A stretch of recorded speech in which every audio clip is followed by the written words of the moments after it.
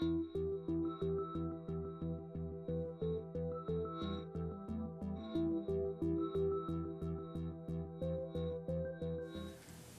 one is in a relationship of sharing and learning together and questioning one another, by definition, you are asked questions about your own tradition that you do not think about all of the time. I mean, I could give great examples. I mean, once in the middle of a discussion, one of our Jewish participants turned to the Catholics in the group and said, well, now that you've talked about the fact that actually, we worship the same God, I don't understand why you need Jesus. deathly silence.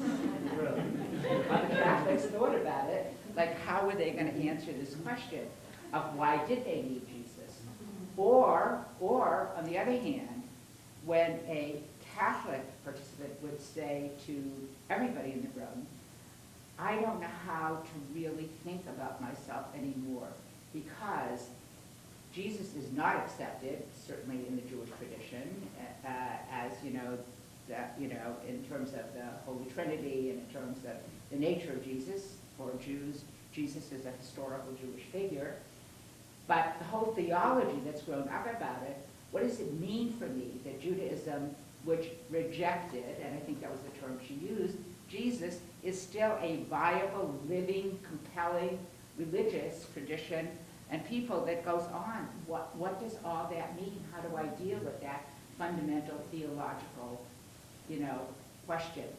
So to arrive at a point where people could ask each other those questions and could share those kind of insights is very, very, very challenging.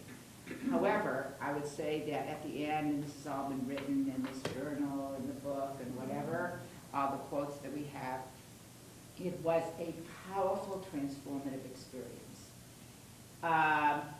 At the heart of it, and we still believe it, we in a sense coined this term of interreligious learning. I do not believe it kind of existed before then, and I actually wanted to read you what, because, I wrote it once, so I don't So, studying the presence of the other is fundamental to interreligious learning. Process is a key element in interreligious learning. Content and process must be inextricably connected. How people learn together, the questions that are used, the interactions are as important as the content itself. And much of that has been outlined elsewhere. The leaders, and I've said this before, must provide the environment, experiences, and resources to enable participants to risk, and I think there is risk in crossing religious boundaries in real dialogue, and certainly in this realm of interreligious learning over time. And where we did have an opportunity to be part of sort of interfaith events in different communities where we were brought in as the guest scholars, we tried to lay the groundwork for saying, instead of just dialogue as you understand it, why not think about the power of this interreligious learning where Jews and Christians are sitting down together, and I think you talked about it and model it in your relationship with Beth Elohim, to really learn together. Well, this interfaith work is no longer a nice to have. I mean, it's a you have to have. I mean, in this world today, both because of the ways in which we're tied to one another and the ways in which those our religious traditions are central to what's going on in the interaction among is so important. And also what we've said here, it's about how it's a way in which we come to not only understand our own tradition, but hopefully deepen our own experience of our own traditions. Some work is done face-to-face and others shoulder-to-shoulder. And it's an interesting thing to look at something together. And that's a different kind of triangulation. It's different.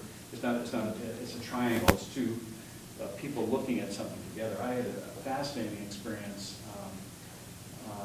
in December where Rabbi Sissenwine and I went to Kopala, Center for Yoga and Health in the Berkshires for an overnight there. We drove out together, and it happens that my brother-in-law is the president of Apollo, which is a huge center.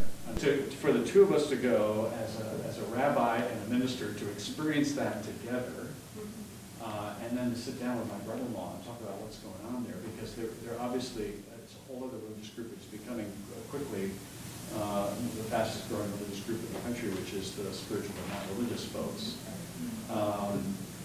But for us to go there together, observe things together, enter in that dialogue, or trialogue actually, with Rick, my brother-in-law, and then the whole ride back, just trying to experience that. That's a different kind of shoulder-to-shoulder experience, where you're encountering something together, and truly fascinating.